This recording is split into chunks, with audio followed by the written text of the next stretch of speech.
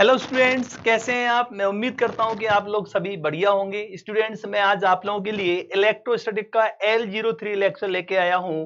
ये लेक्चर हमारे लिए काफी इंपॉर्टेंट होने वाला है क्योंकि इसमें हम लोग कूलॉम्स लॉ का सभी जो फंडामेंटल है उसे कवर करने वाले हैं। उसके अलावा बहुत सारे क्वेश्चंस भी करने वाले हैं। क्वेश्चन से हम लोग बहुत सारे जो फिजिक्स के और भी जो कॉन्सेप्ट हैं उनको भी हम लोग अंडरस्टैंड कर पाएंगे, उनको लिंक कर पाएंगे। ऐसी मेरी इसमें कोशिश रही है, जिसको हम लोग काफी इंजॉय करेंगे। ऐसा मेरा मानना है। तो देखो, अपन लोग आगे बढ़ते हैं बच्चों। तो सबसे पहले कि सर आप आज इलेक्ट्रोस्टैटिक में L03 में, जैसे कि मैंने बताया आप लोगों को कूलॉम्स लॉ में स्टार्ट करने वाला हूं। तो सबसे पहले अपन जो पिछला जो अपना लेक्चर था उसको थोड़ा सा रिवाइज करते हैं अपन। तो जैसा कि आप लोगों को मालूम है, पिछले लेक्चर में हम लोगों ने इंडक्शन के बारे में पढ़ा था। तो एक उसका मैंने एक जो एनिमेशन इस्तेमाल किया है उससे मैं आप लोगों को उसको रिवाइज कराता हूं एक्चुअल में, है ना, इंडक्शन को। तो यहाँ पर एक जो पानी का एक नल है बच्चों, यहां से जो वाटर स्ट्रीम है वो काफी पतली यहां से फॉल कर रही थी, ठीक है।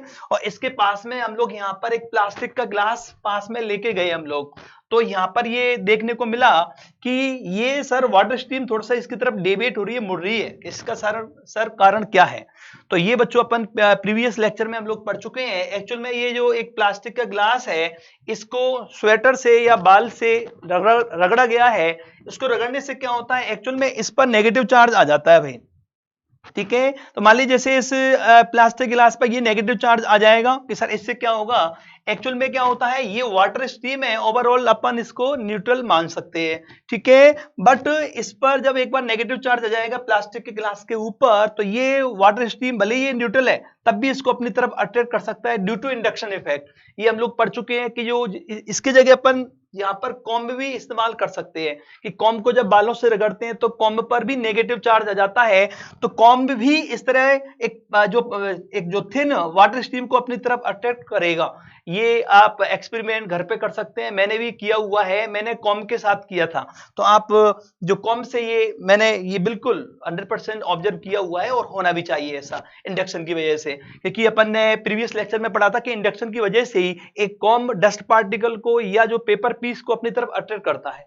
इसी तरह का अपन ने एक और यहाँ पर मैंने एनिमेशन इस्तेमाल किया है। इसमें अपन इस चीज को देख पा रहे हैं कि यहाँ पर जो पॉजिटिव चार्ज आ रहा है एक्चुअल में यहाँ से, है ना, तो ये पॉजिटिव चार्ज इस स्फीयर के आउटर सरफेस पर फैल गया है। एक्चुअल में इस डिवाइस को बोलते हैं अपन वान डी ग्राफ जनरेटर। और वान डी ग्राफ जनरेटर को जैसे इस लड़की ने टच किया तो इसके बाल फैल गए। उसका कारण बहुत आसान है बच्चों, इसका जो पॉजिटिव चार्ज इसके ऊपर जो फैला हुआ था वान डी ग्राफ जनरेटर के ऊपर, ठीक है, तो ये जैसे टच करेंगे तो इसका पोटेंशियल ज्यादा था, इसका कम था। तो ये बॉडी जो गर्ल्स की बॉडी की तरफ ये चार्ज का फ्लो हो गया, ठीक है। और उसके बाद ये जैसे बालों तक पहुंचा तो बालों पर ड्यू टू रिपल्सन ये बाल फैल गए थे, ठीक है। ये अपन डेली लाइफ में भी कभी कभी ऐसा अपन फील करते हैं कि जैसे अपन फॉर एग्जांपल कई बार अपन जब नहा के आते हैं, ऑयलिंग नहीं करते, उससे पहले बालों को खूब रगड़ लेते हैं अपन और बाल हमारे सूख जाते हैं। तो हमने देखा है कई बार हमारे बाल एक एक खिलते हैं और वो बिल्कुल नीचे बैठते नहीं बल्कि एकदम हवा में एक तरह से फैले रहते हैं। उसका कारण भी क्या है बच्चों, ड्यू टू रिपल्सन ऐसा होता है। क्योंकि हमें मालूम है जब टॉवल से रगड़ते हैं बालों को तो बालों पर पॉजिटिव चार्ज आता है, इसलिए ऐसा होता है कि ठीक है सर, आपने पुरानी चीजों को रिवाइज कर दिया। अब अपन नई चीज की तरफ आगे बढ़ना चाहिए, जैसे कि कूलम्स लॉ के बारे में मैंने बताया आप लोगों को। तो चलो उसकी तरफ भी अपन आगे बढ़ना चाहिए कि ठीक है सर जी आप करवाइए।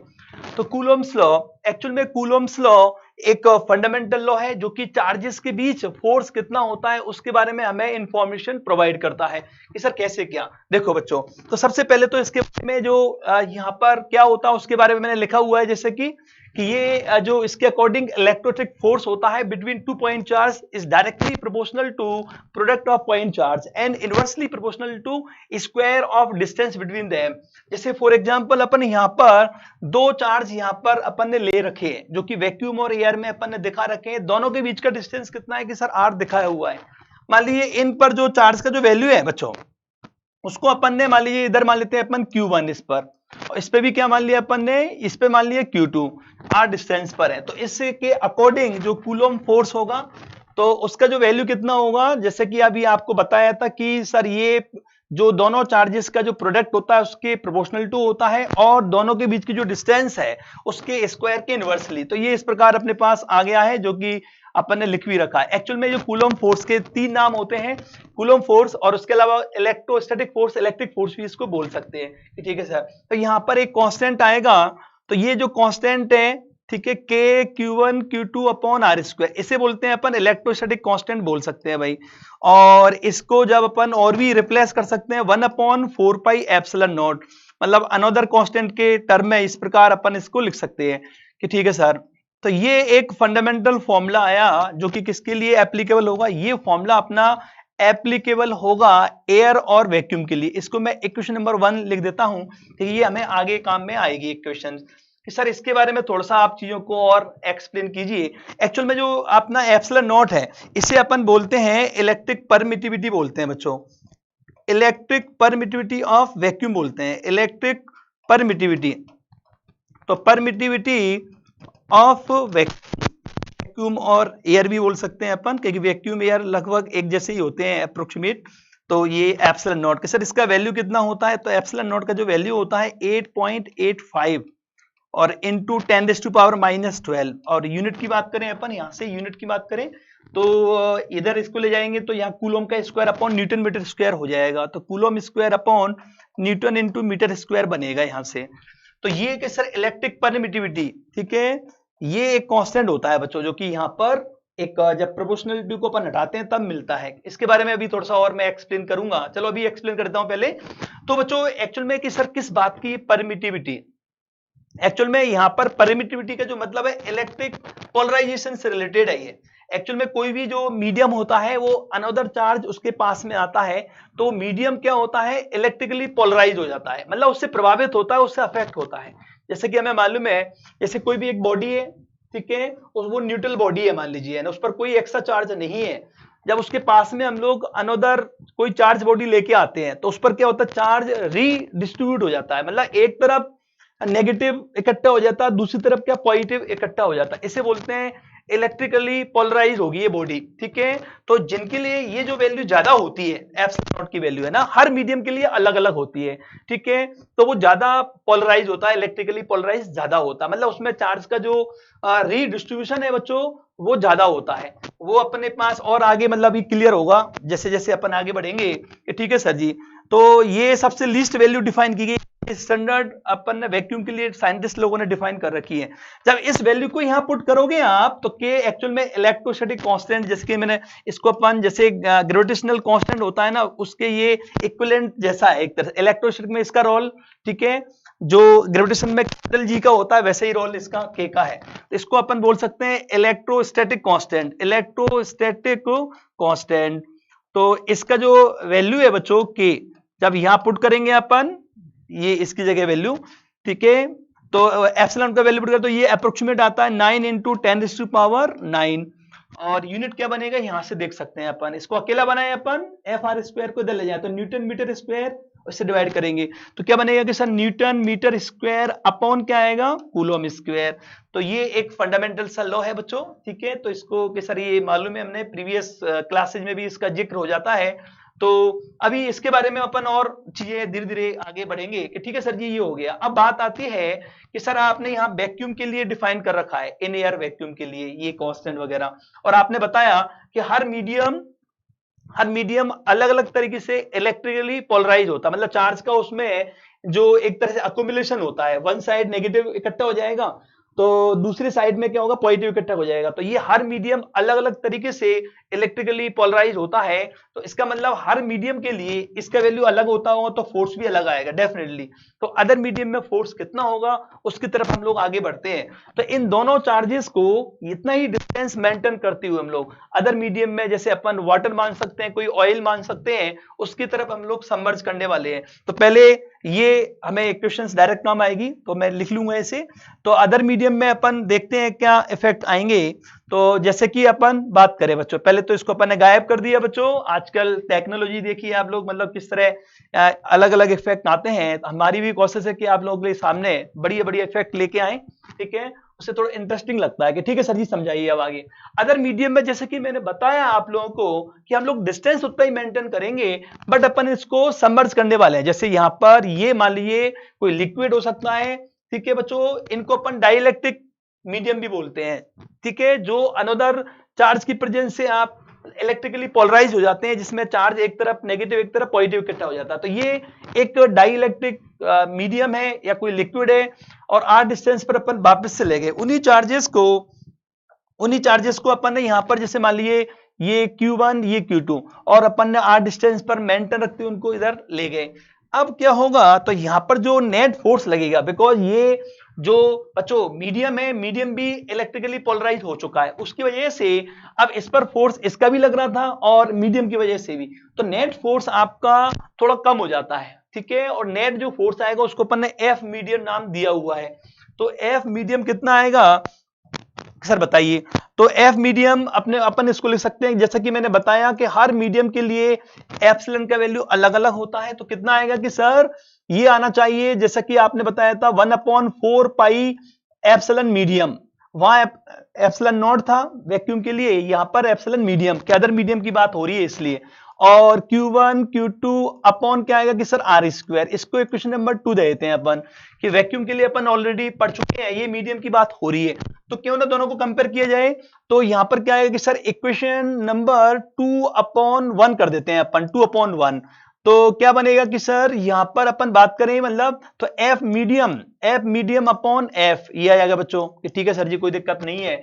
देखो यहां पर जो इससे पहले एफ का जो फॉर्मूला था वो इसमें एक जैसा ही था, बस यहां पर एप्सिलॉन नॉट था।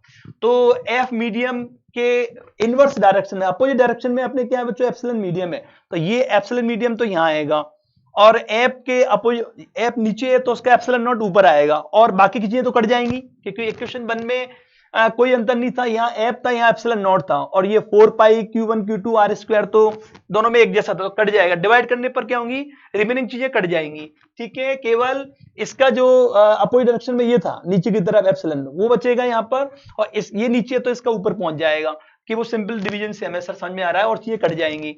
अब इसमें अपन इसको और एडजस्ट करें अपन कि सर ये एफ मीडियम इक्वल टू क्या होगा कि सर इसको अपन क्रॉस मल्टीप्लाई करें, या पहले ऐसा करते हैं एफ मीडियम अपॉन एफ बराबर, इसको मैं ऐसे लिखूं बच्चों, epsilon medium upon epsilon not. तो यहां पर ये किसी मीडियम की इलेक्ट्रिक परमिटिविटी है, ये वैक्यूम की थी बच्चों, ठीक है। तो दोनों परमिटिविटी का जो रेशियो होता है उसको एक नई परमिटिविटी बोलते हैं, उसे बोलते हैं रिलेटिव इलेक्ट्रिक परमिटिविटी, या डाइलेक्ट्रिक कांस्टेंट भी बोलते हैं।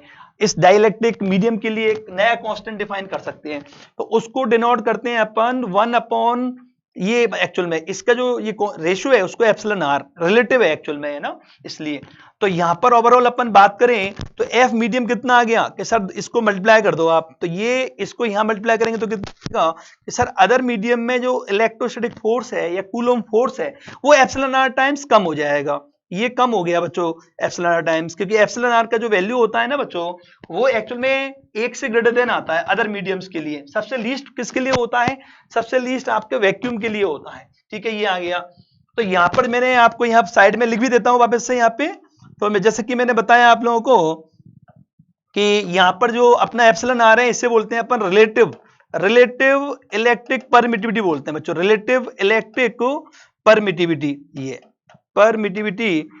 तो इसका जो वैल्यू होगा वो कितना होगा, जैसे कि मैंने आपको यहां पर बताया हुआ है, एप्सिलॉन आर बराबर कितना होगा, किसी मीडियम की जो परमिटिविटी है और वैक्यूम की, इससे आएगा बच्चों। तो यहां से बच्चों कई बार बहुत बेसिक सा सवाल अभी नीट 2020 में आया हुआ है, तो एप्सिलॉन मीडियम का वैल्यू पूछा था उसमें, तो ये कैसे आएगा बच्चों, क्रॉस मल्टीप्लाई करके, तो epsilon naught into epsilon R. तो मतलब कभी कभी बहुत आसान से क्वेश्चंस भी पूछे जाते हैं बच्चों। तो यहाँ पर जैसे ये डाइलेक्ट्रिक कांस्टेंट, इसका एक नाम और होता है भाई, है ना, जैसे कि मैंने अभी बताया था आपको, डाइलेक्ट्रिक कांस्टेंट भी बोलते हैं। तो डाइलेक्ट्रिक कांस्टेंट, तो ये डाइलेक्ट्रिक कांस्टेंट भी इसे कहा जाता है एप्सिलॉन आर को। तो ये मतलब मीडियम की इलेक्ट्रिक परमिटिविटी और वैक्यूम की इलेक्ट्रिक परमिटिविटी का रेशियो होता है, ठीक है। तो जैसे डाइलेक्ट्रिक कांस्टेंट का वैल्यू दे दिया, उसको एप्सिलॉन नॉट जो कि 8.85 इंटू 10⁻⁻12 होता है, उससे मल्टीप्लाई करके मीडियम की अपन एब्सोल्यूट, उसकी खुद की अपनी एब्सोल्यूट इलेक्ट्रिक परमिटिविटी फाइंड कर सकते हैं। तो इस तरह के कई बार बेसिक क्वेश्चंस भी आ जाते हैं बच्चों, तो ये फॉर्मूले वगैरह पूरी चीजें क्लियर होनी चाहिए कि सर एप्सिलॉन आर का जो वैल्यू है ना वो कितना क्या होता है, तो स्टैंडर्ड मीडियम्स के लिए हमें पता होना चाहिए। तो यहाँ पर मैंने अभी मेंशन कर देता हूँ तो कितना होना चाहिए। तो यहाँ पर जैसे कि अपन ने ये मेंशन किया हुआ है, ये बॉक्स को अपन याद मतलब इसको आपको मतलब ये पता होना चाहिए यहाँ पर, तो मैं इसको यहाँ पर हाईलाइट कर देता हूँ इस प्रकार। ये बच्चों तो ये स्टैंडर्ड वैल्यूज हैं कुछ मीडियम्स के लिए, उनको आप याद रखिए। जैसे एप्सिलॉन आर बराबर 1 डाइलेक्ट्रिक जो कांस्टेंट होता है वैक्यूम के लिए और फ्री स्पेस के लिए 1 डिफाइन किया गया है। एयर के लिए थोड़ा सा ज्यादा होता है 1.0006, तो अप्रोक्सीमेट बनी है, ठीक है, बट थोड़ा सा तो मतलब ज्यादा होता है, ठीक है, पर एक के अप्रोक्सीमेट। और वाटर के लिए 81 और ये 80, तो जैसे कैलकुलेशन आपकी मतलब प्रॉपर आए वो अपन इस्तेमाल कर सकते हैं। मेटल्स के लिए इनफाइनाइट होता है, तो ये मतलब मेटल्स के लिए ज्यादा होता है एप्सिलॉन आर, तो ये एक तरह से जो एप्सिलॉन आर बहुत ज्यादा होगा तो एप्सिलॉन मीडियम भी बहुत ज्यादा है, इसका मतलब इनफाइनाइट बहुत लार्ज। इसलिए मेटल्स के होते हैं इलेक्ट्रिकली पोलराइज सबसे ज्यादा होती हैं। मेटल्स के पास में कोई चार्ज बॉडी जाती है तो जो मेटेलिक बॉडीज पर जो चार्ज का इंडक्शन होगा बहुत ज्यादा होता है बच्चों, ज्यादा प्रभावित होती हैं, ठीक है। इसका ये लॉजिक यहाँ से समझ में आ रहा है। और यहाँ पर ये भी अपन जान सकते हैं, मतलब जैसे मान लीजिए पहले फोर्स एफ था और जैसे ही अपन पानी के अंदर ले जाएंगे इन पॉइंट चार्ज को डिस्टेंस उतना ही मेंटेन रखेंगे, तो यहाँ पर अपन अब वाटर के अंदर नया फोर्स कितना हो जाएगा कि sir F upon epsilon R, water के लिए 80 मान लो जैसे, तो एफ बटे 80 मतलब 80 टाइम्स फोर्स कम हो जाएगा, ये इसका मतलब है। तो ये सब छोटी छोटी बातें भी अपन ने बच्चों याद रखना है, इनको सीखते हुए जाना एक बार दिमाग में, मतलब बढ़िया से इनको चीजों को समझते हुए आगे बढ़ना है। अब अपन आगे बढ़ते हैं कि सर आगे और क्या है, तो मैंने बताया ना कि थोड़ा थ्योरी कवर करते हैं फटाफट से, फिर बहुत सारे क्वेश्चंस करेंगे अपन। तो आगे अपन ने बढ़ना चाहिए कि सर नेक्स्ट इसमें आप क्या लाने वाले हो। तो देखो बच्चों यहाँ पर अपन इंपोर्टेंट पॉइंट्स है ना, तो क्या क्या जो कूलोम्स लॉ के बारे में कौन कौन सी बातें हमारे दिमाग में क्लियर होनी चाहिए, उनको यहाँ पर मैंने मेंशन किया हुआ है कूलोम्स लॉ। तो कूलोम्स लॉ के बारे में जैसे कि पहला पॉइंट यहाँ पर ये किसके लिए वैलिड होता है वो बता रहा है आपको, वैलिड फॉर पॉइंट चार्जेस। जो कूलोम्स लॉ कूलोम साइंटिस्ट ने दिया वो पॉइंट चार्ज के लिए सही होता है, ठीक है, उसी के लिए लगाना है। या तो पॉइंट चार्ज के लिए एप्लीकेबल है ये, या अपन जो स्फेरिकल बॉडी हो, मतलब बॉडी बड़ी हो पर स्फेरिकल हो, और उसमें भी जो चार्ज है ना वो एक मतलब एक तरह से यूनिफॉर्मली डिस्ट्रीब्यूट हो स्पेयर्स के ऊपर, है ना, सब जगह। ऐसा नहीं कि एक तरफ चार्ज ज्यादा इकट्ठा है एक तरफ कम है, ठीक है, तब कूलोम्स लॉ डायरेक्ट आप नहीं लगा सकते हो, के Q1 Q2 upon are square वहां पर फिर एप्लीकेबल नहीं होगा, ठीक है। कब एप्लीकेबल होगा, या तो दोनों चार्ज बहुत मतलब यहाँ पर क्या हो कि पॉइंट चार्ज हो, या क्या हो स्पेरिकल तो हो, बॉडीज स्पेरिकल हो तब भी लग सकता है, बट उसमें चार्ज यूनिफॉर्मली फैला होना चाहिए और डिस्टेंस आप सेंटर से ले सकते हो उस केस में, तो पॉइंट चार्ज के लिए एप्लीकेबल है। कि सर मान लीजिए जैसे कि आप बता रहे रोड है, रोड पर कोई चार्ज फैला हुआ है, ठीक है, मान लीजिए इस पर Q1 चार्ज है और कोई पॉइंट चार्ज मान लीजिए Q2 है, तब इसमें ये डायरेक्ट अपन नहीं लगा सकते कि सर कोई मीन डिस्टेंस वगैरह कोई इफेक्टिव डिस्टेंस मान के, नहीं, ऐसा कोई डायरेक्ट निकालने का कोई फॉर्मूला नहीं है, उसके लिए तो आपको इंटीग्रेशन करना पड़ेगा भाई, ठीक है। अदर बॉडीज के लिए मतलब पॉइंट चार्ज या स्पेरिकल को छोड़ के अदर बॉडीज होंगी, उनके बीच आपको फोर्स कैलकुलेट करना है तो आपको इंटीग्रेशन की हेल्प लेनी पड़ती है बच्चों। तो मैं आज इसी लेक्चर में आपको ये चीज क्लियर कर दूंगा, ठीक है। ठीक है सर जी, आप आगे बताइए। और तो पॉइंट चार्ज के लिए एप्लीकेबल है और ये न्यूटन थर्ड लॉ को ओबे करता है, उसकी पालना करता है, तो बिल्कुल भाई भाई न्यूटन थर्ड लॉ इतना सही तो है बच्चों कि F12 इक्वल टू क्या होता है F21, तो ये अपना एप्लीकेबल होगा, कोई दिक्कत नहीं है इसमें यहाँ पर, ठीक है। बिकॉज वैसे भी न्यूटन थर्ड लॉ ऑलमोस्ट सभी जगह एप्लीकेबल होता है, इसका जो एक तरह से एक्सेप्शन कहीं नहीं मिले हैं, ठीक है। उसी केस में कुछ हायर जो स्टडी में जब कोई एनवायरनमेंट कोई वातावरण छोड़ के जाता है तब यहाँ पर कई बार इसका कुछ एक वायलेशन होता है, अदरवाइज ये 99.99 ये वैलिड रहता है, ठीक है। अपने जो नीट लेवल तक जेईई मेंस लेवल तक, ठीक है, इसमें कोई दिक्कत नहीं है कि ये एप्लीकेबल होता है सब जगह, ठीक है सर जी, कोई दिक्कत नहीं है। अब अपन बात करते हैं बच्चों इलेक्ट्रोस्टैटिक फोर्स क्या होता है, कंजर्वेटिव होता है बच्चों, कंजर्वेटिव। तो ये बहुत आसान सा है, हमें डायरेक्ट लर्न करना है इलेक्ट्रोस्टैटिक फोर्स कंजर्वेटिव। जैसे अपन ग्रेविटी में क्या होता है, कोई बॉडी है उसको अपन अर्थ के सरफेस से उठा के अपन मान लीजिए h हाइट तक लेके आए, एक तो सीधे लेके आए या आप यहाँ पर उसको टेढ़े मेढ़े रास्ते से लेके पहुंचे उसी हाइट तक, तो दोनों स्थितियों में क्या होता है वर्क डन इक्वल होता है, ठीक है। उसी प्रकार क्या होता है यहाँ पर भी एक Q1 को फिक्स कर दिया और Q2 को आप मान लीजिए यहाँ से ऐसे लेके पहुंचे या फिर ऐसे लेके पहुंचे, ठीक है, तो उससे रास्ते पर डिपेंड नहीं करता, मतलब पाथ पर डिपेंड नहीं करता। तो इस तरह के जो फोर्सेज होते हैं जिनमें क्या होता है, जो वर्क डन होता है वो पाथ पर डिपेंड नहीं करता, इस तरह के फोर्सेज को अपन कंजर्वेटिव बोलते हैं। ठीक है, तो ये भाई कंजर्वेटिव होता है कि ठीक है सर जी कोई दिक्कत नहीं है। उसके अलावा इसके लिए सुपरपोजिशन जो प्रिंसिपल होता है वैलिड होता है। इसका सिंपल सा है, अब मान लीजिए बहुत सारे चार्जेस हैं, मल्टीपल चार्जेस हैं, ठीक है, तो किसी एक चार्ज पर जो नेट फोर्स निकालोगे आप, तो सभी का जो इंडिविजुअल फोर्स आएगा उन सब का वेक्टर समेशन करना है। इतना सा इसमें बात है। जैसे जीरो पर एक के कारण फोर्स, जीरो चार्ज पर, पहले वाले चार्ज को अपन ने जीरो बोला है, जीरो वाले चार्ज पर सेकंड चार्ज के कारण फोर्स, तो सभी का वेक्टर समेशन कर देना होता है कि ठीक है सर जी कोई दिक्कत नहीं है। उसके बाद ये जो फोर्स होता है आपका कूलम्ब्स जो फोर्स होता है, ठीक है, वो आपका टू इंटरेक्शन फोर्स होता है, two body interaction force. Sir two body interaction का क्या मतलब है, मतलब F12 और बराबर क्या, यहां पर एक्चुअल मैग्नीट्यूड वाई लिखना चाहिए था, तो यहां पर थोड़ा सा मुझे लगता है ये छूट गया है, तो यहां माइनस आप और लिख लेना भाई यहां पर। ठीक है, भूल चूक लेने देनी यार बच्चों, है ना, ये अपन शायद स्लाइड में ये छूट गया है, तो मैं इसको और यहां पर दूसरे कलर से दिखा देता हूं आपको। हाँ भाई, तो यहां पर ये आप इसको इस तरह याद रखिए। ठीक है सर जी कोई बात नहीं, यहां पर एक्चुअल में क्योंकि वेक्टरली अपन देखो बिना वेक्टर के तो ये बराबर लिख सकते हैं, पर वेक्टर का इस्तेमाल करेंगे तो डायरेक्शन अपोजिट होता है, इसलिए मुझे नेगेटिव लेना पड़ेगा। ठीक है बच्चों, फिजिक्स के साइंस में तो वेक्टर लगा हुआ तो माइनस लगाना पड़ेगा।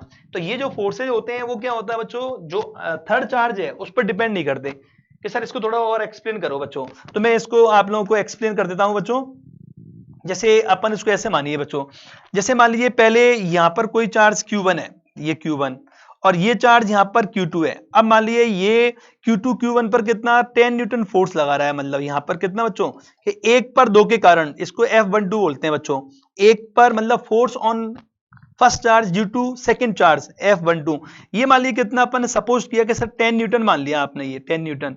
अब मान लीजिए कोई ये दोनों के बीच का फोर्स था F12, अब मान लीजिए थर्ड चार्ज यहां पर मैं लेके आ गया, इनको मैंने फिक्स रखा, ये मान लीजिए इनको अपन ने फिक्स किया।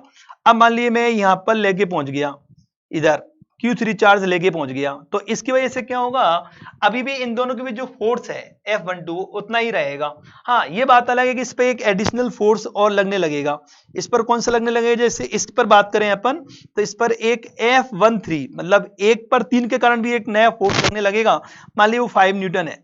तो ठीक है बच्चों, तो ये एक पर 3 के कारण एक नया फोर्स लगने लगा, तो नेट फोर्स तो इस पर कितना हो गया, 10 और 5 15 न्यूटन हो गया। बट इसकी वजह से इनका जो रिश्ते थे, इनके बीच जो फोर्स था वो एज यूजुअल है, पुराना ही है, बट यहाँ पर नेट रिजल्टेंट फोर्स बढ़ गया है। तो ये मतलब इसे बोलते हैं अपन टू बॉडी इंटरेक्शन फोर्स बोलते हैं। तो इनका आपसी फोर्स पुराना ही बना रहता है, तीसरी की वजह से रिजल्टेंट फोर्स चेंज हो जाता है, बट उनका जो आपसी जो फोर्स था वो पुराने वाला ही बना रहता है। ठीक है, ये ठीक वैसे ही है जैसे दो लोग मतलब ए और बी बहुत अच्छे फ्रेंड है, क्लोज फ्रेंड है, ए और बी, मान लीजिए सी की एंट्री हो जाती है। ठीक है, तो सी की एंट्री की वजह से भी ए और बी के एक तरह से जो रिश्ते हैं, जो फ्रेंडशिप है पहले की तरह बनी रहती है, भले वो सी तीसरा फ्रेंड कॉमन फ्रेंड है उनका, वो अभी बना है नया, तब भी इनके जो फ्रेंडशिप पर कोई असर ना हो, तो इसे कहेंगे अपन कि टू बॉडी फ्रेंडशिप, एक तरह टू बॉडी इंटरेक्टिव फ्रेंडशिप बोल सकते हैं अपन। फोर्स की जगह फ्रेंडशिप लगा दिया मैंने, वैसा कुछ है बच्चों। ठीक है, तो मतलब कि ठीक है सर जी कोई दिक्कत नहीं है, तीसरे के आने से रिजल्टेंट फोर्स बदल जाता है, बट इनका जो आपसी फोर्स है वो एज यूजुअल बना रहता है। कि सर ठीक समझ में आ गया, आप मस्त रहो, आगे बढ़ते हैं बच्चों। अब कि सर जी अब आगे के थोड़ी सी थ्योरी और है, उसको भी अपन कवर करते हैं बच्चों पहले। तो यहां पर अपन जैसे कि बात करें, अगली जो थ्योरेटिकल में पॉइंट्स के लिए अपन ने वेक्टर फॉर्म की बात करते हैं, फिर अपने सवाल स्टार्ट होने वाले हैं अभी कि सर ठीक है जी आप बताइए। तो वेक्टर फॉर्म में क्या होगा बच्चों, पहले मैं एक यहाँ पर डायग्राम से एक्सप्लेन करता हूं। तो कई बार क्वेश्चंस इस तरह का पूछा जा सकता है, वैसे नीट वगैरह में तो ऐसा पूछा नहीं है, फिर भी अपन इसे क्लियर करके चले बच्चों। कभी कभी क्या होता है बच्चों, ये अपन माना गया है कि कभी कभी क्वेश्चंस मुश्किल भी पूछे गए हैं नीट वगैरह में, तो अपन इसको मैं फटाफट से एक्सप्लेन कर देता हूं कि सर बताइए इसको। तो एक्चुअल में क्या होता है, यहां पर अपन बात करें बच्चों कि सर ये Q1 Q2 है, इनके पोजीशन वेक्टर्स अपन ने R1 वेक्टर, Q2 का अपन ने R2 वेक्टर लिया हुआ है कि ठीक है सर पोजीशन वेक्टर्स यहां दिखाए हुए हैं, और ये एक्चुअल में 2 को अपन ने 1 की तरफ से जोड़ा हुआ है, इसको अपन ने डिफाइन कर दिया कि सर इसको अपन ने R21 मान रखा है भाई, कि सर ये R21 यहां पर मान लिया है अपन ने R21। क्योंकि R21 का मतलब होता है 2 का position vector with respect to 1, है ना, तो इसलिए ये इधर जुड़े हुआ है। अब अपन ने ये पता लगाना हो कि भाई जैसे इस पर Q2 पर Q1 की वजह से कितना फोर्स लगेगा, उसे अपन क्लियर करके चलते हैं। बिकॉज ये वेक्टर अपन ने R21 ड्रॉ कर रखा है इधर, है ना, तो ये Q1 इंडिकेट कर रहा है कि सेकंड उधर है, उस बात को बता रहा है ये कि ठीक है सर जी फटाफट से इसको समझाओ आप, और कैसे ये सवाल पूछा जा सकता है वो भी मैं आपको अभी समझा दूंगा। ठीक है सर जी। अब अपन बात करें बच्चों, ये तो अपन F12 पहले F21 की बात कर लेते हैं अपन। ठीक है सर जी, F21 की बात कीजिए। तो F21 में क्या लिखा हुआ है कि जो वेक्टर फॉर्म है, ठीक है, वो कितना हो के Q1 Q2 upon R square और R21 कैप। कैप मतलब ये डायरेक्शन के लिए यूनिट वेक्टर है एक्चुअल में बच्चों। तो R21 इधर है ना यार, ये है ना, दो को एक से जोड़ा है, ये पोजीशन वेक्टर को R21 वेक्टर बोलते हैं। और इसी की तरफ ये यूनिट वेक्टर यहां डिफाइन कर रखा है, देखो ये वाला R21 गैप। तो इधर ही तो लगा रहा है ये फोर्स। Q1 Q2 को दोनों को पॉजिटिवली कंसीडर करके चलो, दिमाग में क्या मानना है, दोनों पॉजिटिव है, तो ये इसको इधर ही तो धक्का देगा, इसलिए वो मतलब डायरेक्शन क्या आएगी अपनी R21 कैप की तरफ आएगी इधर की। ठीक है सर जी। इसको अपन बच्चों जो ये कैप है उसको अपन जैसे कि मालूम है अपन है, इसको अपन ऐसे समझ सकते हैं कि जो ए कैप होता है वो क्या होता है, कि सर पूरा वेक्टर अपॉन वेक्टर का मैग्नीट्यूड होता है। ठीक है, तो इसी प्रकार अपन इसको क्या लिख सकते हैं अपन बच्चों के, यहाँ पर K Q1 Q2 इसको अपन पूरा R21 वेक्टर लिख दिया।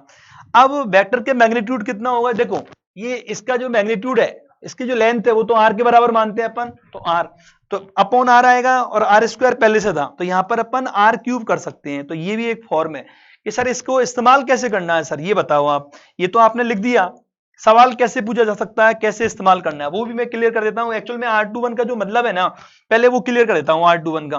तो R21 का जो मतलब होगा उसको यहां से समझ सकते हैं अपन। एक्चुअल में ये ट्राइंगल बना हुआ है बच्चों, ये कि हाँ सर ये ट्राइंगल बना हुआ है, पर इसमें ये दोनों, ये देखो R1 वेक्टर ऐसे है और R21 इधर से देखो ये ऐसे है, और ये R2 इधर से है, तो ये दोनों तो क्या है बच्चों, रेगुलर साइड है, रेगुलर साइड है ट्राइंगल की, ये तीसरी साइड अपोजिट डायरेक्शन में है। तो इन दोनों का समेशन जो होगा वो इसके बराबर होगा, जो triangle law of vector addition के अकॉर्डिंग। तो हम लोग क्या कर सकते हैं कि सर R1 वेक्टर प्लस कितना है बच्चों के, सर R21 ट्राइंगल लॉ से इक्वल टू कितना आएगा, R2 वेक्टर। तो हमारे पास यहाँ पर R21 किसके बराबर होगा कि सर R21 इक्वल टू आ गया है R2 माइनस R1, ये इसको बता रहा है ये। ठीक है, तो ये अपन के पास वेक्टर फॉर्म आ गई है कि Q1 Q2 upon R cube, जो डिस्टेंस है, ठीक है बच्चों, उसका क्यूब आ गया यहाँ पर पूरा R21 वेक्टर। इसका मतलब क्या होगा, R2 vector minus R1 vector. ये अपन है, ये मैंने आपको बता दिया triangle law of vector addition से कि सर सवाल कैसे पूछा जा सकता है। सवाल ऐसे पूछा जा सकता है, जैसे मान लीजिए Q1 की पोजीशन X1 Y1 Z1 दे दी, और Q2 की पोजीशन दे दी X2 Y2 Z2, ठीक है, और इनकी पोजीशंस दे दी दोनों की, ठीक है, इनके वैल्यूज दे दिए Q1 Q2 के, और पूछता है कि बता जो F21 या Q2 पर जो Q1 के कारण कितना फोर्स लगेगा वेक्टर, और उसमें ऑप्शन में वेक्टर्स का इस्तेमाल किया गया, मतलब I cap J cap K cap के साथ ऑप्शन दिए हुए हैं। तब आप कैसे इस्तेमाल करोगे, आपको ये चीज जुटानी है। Q1 Q2 तो डायरेक्ट काम में आ जाएगा, Q1 Q2 की वैल्यू देगा, K पता ही है अपन ने K का वैल्यू। अब यहाँ R क्यूब ये कैसे जुटाएंगे, तो इसको जुटाने का तरीका यहाँ बता रखा है कि R2 vector minus R1 vector. जैसे R2 वेक्टर क्या होगा, क्योंकि अपन ने इसका जो पोजीशन मानी थी X2 Y2 Z2, तो R2 वेक्टर क्या होगा, X2 I cap plus Y2 J cap plus Z2 K cap, वो यहाँ जाएगा। R1 वेक्टर कहां से मिलेगा आपको, R1 वेक्टर मिलेगा जो पोजीशन थी पहले वाले, R1 यही तो है ना पहले की पोजीशन, तो X1 Y1 Z1, तो R1 वेक्टर क्या हो जाएगा, X1 I cap plus Y1 J cap plus Z1 K cap. उसको यहां पुट कर दो आप, तो दोनों का डिफरेंस क्या आएगा, X2 minus X1 I cap plus Y2 minus Y1 J cap plus Z2 minus Z1 K cap. ऐसे मतलब सिंप्लीफाइड हो जाएगा कि वैल्यू देगा वो 1 2 3 ना 4 3 5 इस तरह की वैल्यू दे सकता है। तो कि सर R21 आ जाएगा। उसके बाद क्या कहोगे, R21 तो यहां पुट कर देंगे। R क्यूब कहां से लेके आओगे, इसका जो मैग्नीट्यूड आएगा बच्चों, वही तो एक्चुअल में जो R क्या है, एक्चुअल में R क्या होगा, जो R21 है, ठीक है, जो आपने सब्ट्रैक्ट करके जो अभी मिलेगा आपको, है ना, उसका मैग्नीट्यूड लेना है। और किसी वेक्टर का मैग्नीट्यूड कैसे लेना है, जो भी आपके पास आएगा आई कैप, जे कैप, के कैप के जो मल्टीप्लायर्स आएंगे उनका आपको स्क्वायर करना है, उनको ऐड करना है और पूरे का होल स्क्वायर रूट ले लेना है। ठीक है, यही तो होता है किसी वेक्टर का मैग्नीट्यूड, ए एक्स स्क्वायर प्लस ए वाई स्क्वायर प्लस ए जेड स्क्वायर का होल स्क्वायर रूट। वैसे यहां पर कर लेंगे।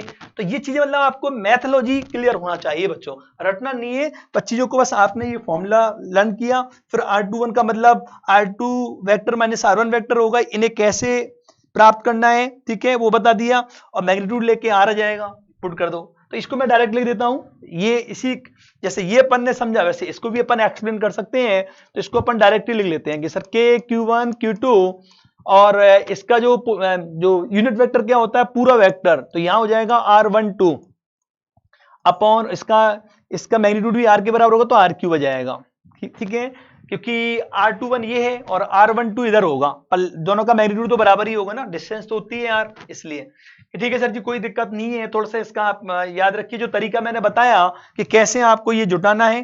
ठीक है, R12 का मतलब क्या हो जाएगा यहाँ पर, R12 का जैसे R21 आया R2 माइनस R1, वैसे R12 वेक्टर क्या हो जाएगा, R12 वेक्टर हो जाएगा R1 माइनस R2। जैसे ये प्रूव किया वैसे उसको भी प्रूव कर सकते हैं अपन, तो आप ये डायरेक्ट भी याद रख सकते हैं बच्चों कि ठीक है सर जी। वैसे सवाल जनरली वेक्टर फॉर्म बच्चों को थोड़ा सा परेशान कर सकती है, इसमें मिस्टेक्स होने की एक पॉसिबिलिटी रहेगी, और पूछा भी कम गया है, इसलिए फिर भी मैंने अपनी तरफ से करा दिया। मैं कोई भी चीज छोड़ना नहीं चाहता हूं कि मतलब चाहे चीजें मुश्किल पूछी जाए या आसान, आपसे बनना चाहिए कि ठीक है सर जी कोई दिक्कत नहीं है। अब हम लोग बच्चों बात करें कि सर अगले अब तो क्वेश्चन स्टार्ट कर सकते हैं बच्चों, थ्योरी को मैंने कवर अप कर लिया है कि ठीक है सर जी आप क्वेश्चंस की तरफ बने रहो। तो क्वेश्चन से फिजिक्स में और भी अपनी जो अंडरस्टैंडिंग है वो क्लियर होती है, तो पहले अपन उसकी तरफ बच्चों बढ़ते हैं आगे। ठीक है सर जी, क्वेश्चंस लीजिए आप लोग। तो ये जैसे कि एक अब अपन सभी तरह के क्वेश्चंस करेंगे बच्चों, हर पैटर्न के क्वेश्चंस में करवाऊंगा। तो सबसे पहले अपन ने यहाँ आया हुआ है कि सर 2 पॉइंट चार्ज हैं जो कि 3 मीटर डिस्टेंस पर हैं, तो उनके बीच मिनिमम पॉसिबल जो इलेक्ट्रिक फोर्स होगा, कूलम फोर्स होगा, उसका वैल्यू कितना होगा। तो हम लोग इसको बड़े आसान तरीके से कर सकते हैं। हमें मालूम है कि जो फोर्स होता है बच्चों कि सर F बराबर आपने बताया था, कुछ भी ना कहा जाए तो अपन एयर वैक्यूम में मानेंगे भाई कि sir K Q1 Q2 upon R square होता है। तो हमें मालूम है कि F मिनिमम पूछा है, तो F मिनिमम के लिए क्या करेंगे सर K, और मिनिमम जो अपन 3 मीटर डिस्टेंस पर 2 पॉइंट चार्ज हैं उनके बीच मिनिमम कितना, तो एक्चुअल में जो मिनिमम चार्ज की जो पॉसिबिलिटी होगी वो E के बराबर तो होगी ना यार। जैसे Q1 मिनिमम कितना हो सकता है, तो ये इक्वल टू कितना आएगा E। इसी प्रकार जो दूसरा चार्ज है बच्चों Q2, उस पर जो मिनिमम चार्ज की जो पॉसिबिलिटी होगी वो भी E के बराबर होगी, क्योंकि इसमें अपन इन दोनों डिस्टेंस फिक्स कर दिया, K फिक्स होता है, तो इन्हीं में अपन सोच सकते हैं। मिनिमम वैल्यू के बारे में अंदाजा Q1 Q2 के बारे में लगाना पड़ेगा। तो ये कितना है कि सर आपने लिख दिया बिल्कुल E हो सकता है ये, तो ये 3 मीटर की डिस्टेंस पर ये इस प्रकार, तो मिनिमम चार्ज इतना तो हो गई होगा। तो ये अपॉन कितना आएगा कि सर R स्क्वायर, तो K कितना होता है कि सर 9 इंटू 10⁻⁹ होता है। E कितना होता है कि सर 1.6 इंटू 10⁻⁻19 होता है। तो अब अपन इसको जब सॉल्व करेंगे बच्चों तो बड़ा आसान है। ठीक है, कई बार बेसिक क्वेश्चंस भी आते हैं, तो सभी तरह के क्वेश्चंस करेंगे अपन। तो 3 के स्क्वायर से तो ये 9 सेटल हो जाएगा। अब अपन क्या करेंगे 1.6 इंटू 1.6 कितना होगा कि सर 2.56 होगा। अब पावर्स को सेटल्स कर सकते हैं बच्चों, तो यहां से -10 बचेगा, बिकॉज ये +9 है, ये -19 है, तो -10 और इसमें -19 में जुड़ के 10⁻⁻29 हो जाएगा। तो इतना ये मिनिमम एक इलेक्ट्रिक फोर्स लगेगा जो कि 3 मीटर की डिस्टेंस पर 2 पॉइंट चार्ज है। तो बड़ा आसान सा क्वेश्चन है बच्चों, सभी तरह के क्वेश्चंस लेंगे बच्चों अपन। ठीक है, अब ये अपन बात करें कि सर जी अब अगला जो सवाल है बच्चों उसमें ये बताया गया है कि भाई दो मतलब यहाँ पर पॉइंट चार्ज है कैपिटल क्यू, और यहां से एक तरफ से दूसरी की तरफ अपन ने 25% चार्ज ट्रांसफर कर दिया। तो बताओ नया फोर्स कितना हो जाएगा। पहले F है, ट्रांसफर करने के बाद कितना होगा। तो अपन इसको कर सकते हैं बच्चों, तो अपन इनिशियली ले लेते हैं पहले, मतलब इनिशियली।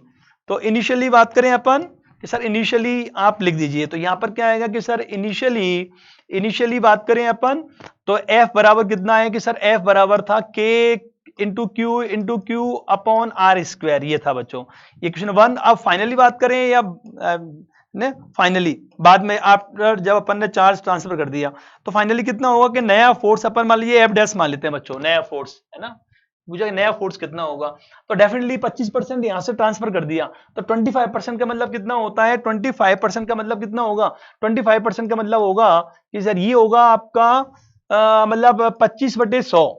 भाई 25% का ये तो होता है 100 पर 25 इंटू क्यू, तो कितना आएगा सर Q/4। इसका मतलब Q/4 जो चार्ज है ना बच्चों यहां से ट्रांसफर होगा। तो भाई साहब यहां पर तो कम हो गया ना यार, यहां से ट्रांसफर किया तो कितना हो जाएगा कि सर ये हो जाएगा आपका Q में से Q/4 घटेगा तो 3Q/4 रह गया पहले पर, और ये Q/4 इधर जुड़ जाएगा ना यार, तो Q में Q/4 जोड़ेंगे अपन, ऐड होगा तो कितना हो जाएगा कि सर 5Q/4 हो जाएगा। तो यहां से आपको समझ में आ गया होगा सब चीजें एक जैसी है। तो एक्स्ट्रा क्या मिल रहा है अपन ने कि 3 × 5 15 और 4 × 4 16, और ये सब चीजें अपने पास K Q × Q/R², ये F के बराबर था F। तो नया फोर्स कितना बच्चों 15/16 टाइम्स हो गया है, मतलब है ना, तो थोड़ा कम हो गया उल्टा। तो ठीक है, इस तरह का मतलब फंडामेंटल क्वेश्चंस भी पूछे गए हैं, तो आपको ये डायरेक्ट मतलब कॉमन सेंस से कर देना है कि ठीक है सर जी कोई दिक्कत नहीं है। अब अपन आगे और भी क्वेश्चंस की तरफ अपन आगे बढ़ते हैं बच्चों। अगला जो क्वेश्चन है अपने पास वो अपन ने यहाँ पर लिया हुआ है, दिखा हुआ है कि यहाँ पर बहुत सारे चार्ज प्रेजेंट है बच्चों, ठीक है, और अपन से पूछा गया है कि भाई ये एक्स एक्सिस के अलोंग इनफाइनाइट चार्ज इस तरह के प्रेजेंट है।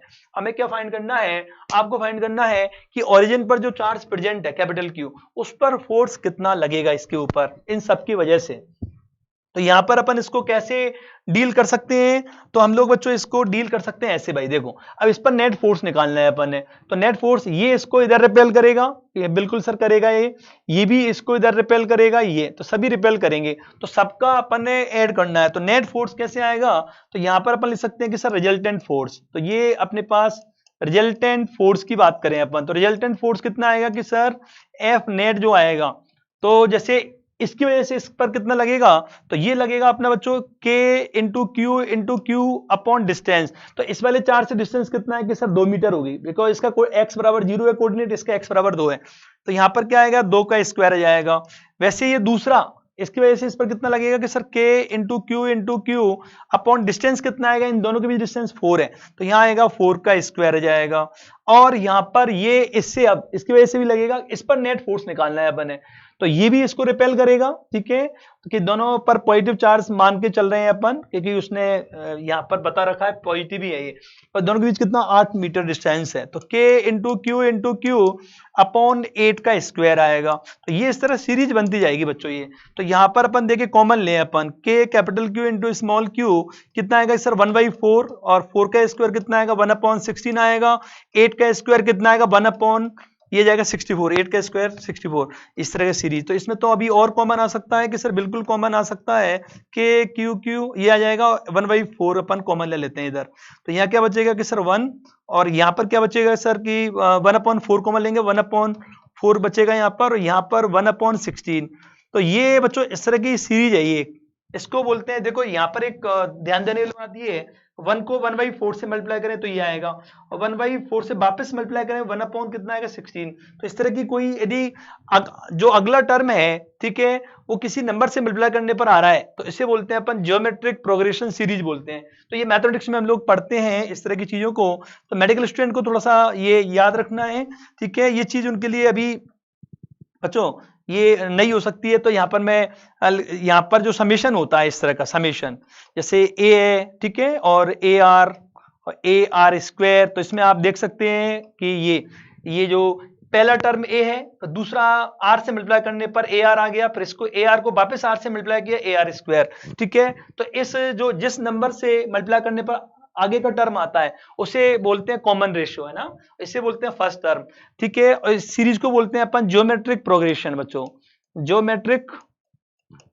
प्रोग्रेशन, ठीक है, ये प्रोग्रेशन, ठीक है सर जी कोई बात नहीं, हमें जस्ट जीपी भी बोलते हैं शॉर्ट में, जीपी सीरीज, ठीक है सर जी, जीपी सीरीज आपने ये बताई मैथ्स की, ठीक है। तो इसका जो समीशन होता है बच्चों वो S = कितना होता है A/1 - R, ठीक है, वो कब, जब R जो कॉमन रेशियो होता है उसका वैल्यू कितना हो बच्चों 1 से कम हो, और सीरीज पूरी इनफाइनाइट हो, ये इस तरह का, ठीक है। तो ये आपको डॉट डॉट मान के चलना है बच्चों, तो ये इस तरह का इधर शायद जाएगा नहीं, डॉट डॉट मानना है ये, ठीक है सर जी कोई दिक्कत नहीं है, बहुत सारे टर्म होंगे तब ये लगेगा।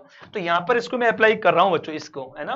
तो यहाँ कॉमन रेशियो क्या होगा कि 1/4 से मल्टीप्लाई करने पर अगला टर्म आ रहा है, कि ठीक है सर जी कोई दिक्कत नहीं है, तो यहाँ पर अपन बच्चों बात करें कि सर इसको अब लिखिए तो कितना आएगा के capital Q small Q upon कितना आएगा 4। अब पहला टर्म क्या है भाई, पहला टर्म 1 है यार, 1 आ गया, और 1 माइनस और जो कॉमन रेशियो बताया ना मैंने किससे मल्टीप्लाई करने पर 1/4 है यहाँ 1/4। तो इसको थोड़ा सेटल करें अपन तो कितना आएगा कि सर ये चीज बनेगी अपने पास 3/4 बचेगा यहाँ, 4 से 4 कट जाएगा, ठीक है। तो ये आंसर अपन आता हुआ दिख रहा है। चलो मैं एक स्टेप बढ़ा देता हूँ 4, और नीचे ये कितना आया कि सर ये 1 अपॉन में कितना आएगा कि सर ये यहाँ पर 3/4, तो 3/4 तो ये 4 से 4 तो कट जाएगा। तो फाइनली अपने पास कितना आ गया बच्चों कि सर ये के capital Q into small Q upon 3, ये अपना आंसर चला जाएगा। तो ये एक सीरीज है जिसमें कई जगह काम आती है बच्चों, तो ये आप इसको मतलब याद रखें, लर्न करें बच्चों, है ना, इसका इतना ही आएगा, ठीक है। क्योंकि 1/3 का मतलब कितना होगा बच्चों, ये 1/3, तो यहाँ पर कि सर 0.33 होगा, ठीक है। इसको अपन प्रैक्टिकली भी चेक कर सकते हैं, ठीक है। इस सीरीज का जो वैल्यू आ रहा है ना एक्चुअल में, ये जो समेशन आ रहा है वो कितना आ रहा है बच्चों, ये आ रहा है 4/3 है, तो 4/3 से ज्यादा नहीं आएगा इसका समेशन। 4/3 का मतलब होगा 1.33, तो ये 1 है, ये 0.25 है, ये 0.25 का भी 4 टाइम्स कम और है, ठीक है। तब जोड़ोगे ना आप तो 1.33 से कभी ज्यादा नहीं आएगा ये, क्योंकि इस सीरीज का जो वैल्यू आ रहा है ना ऊपर जाके 4/3 आएगा, उससे ज्यादा नहीं आएगा, चेक कर सकते हो मतलब आप। तो सही है, ये मैथमेटिशियन लोगों ने डिफाइन कर रखी है, बिल्कुल परफेक्ट है। कभी कभी कॉमन रेशियो नेगेटिव भी हो सकता है ना, तो यहाँ पर जैसे मान लीजिए जैसे एक प्लस क्यू है, एक माइनस क्यू होता, क्यू माइनस क्यू, ये प्लस ये माइनस होता, ठीक है। तो यहाँ पर आपको प्लस वाला टर्म, यहाँ माइनस वाला, यहाँ प्लस वाला, तो प्लस वाला, तो ये प्लस वाला यहाँ प्लस चलता है, यहाँ माइनस आता, माइनस प्लस, तब फिर आपका जो कॉमन रेशियो है ना बच्चों वो -1/4 हो जाता है भाई। जो अपन ने जो यहाँ लिखा है ना अभी इस आर की जगह, यहाँ पर मिट गया यार, 1 कैसे मिट गया, चलो मैं इसको पूरा कर देता हूँ, यहाँ 1 ये कैसे मिट गया था, ठीक है। तो मतलब मेरा कहने का मतलब ये है कि सीरीज ऐसे 1 माइनस आ सकता था यहाँ, फिर प्लस आया, फिर माइनस आया, ऐसा भी हो सकता है। तब आपको कॉमन रेशियो मतलब नेगेटिव भी हो सकता है, तो अपन ने उससे चिंतित होने की आवश्यकता नहीं है। बस आपको ये फील आना चाहिए कि किस से मल्टीप्लाई करने पर अगला टर्म आ रहा है, ठीक है। वो नंबर नेगेटिव भी हो सकता है ना, तब भी आपको ये फॉर्मूला वैलिड रहेगा, ठीक है। बस इसमें ध्यान रहे आर का वैल्यू 1 से कम होना चाहिए, ठीक है। आर का वैल्यू यदि 1 से बड़ा होगा तो उसका और कॉम्प्लिकेटेड फॉर्मूला है, वो जनरली नीट वगैरह में कभी काम में आने वाला नहीं है, ठीक है। आगे कोई सवाल आएगा तो मैं आपको उसको बताऊंगा, अभी मैं उसको यहाँ बीच में इंटरप्ट नहीं कर रहा कि अपन अगर ट्रैक इधर उधर भटक जाएगा अदरवाइज, ठीक है सर जी। आप तो मेन चीजों पर फोकस रहो सर, जो काम की चीजें हैं पहले उन्हीं को समझाओ।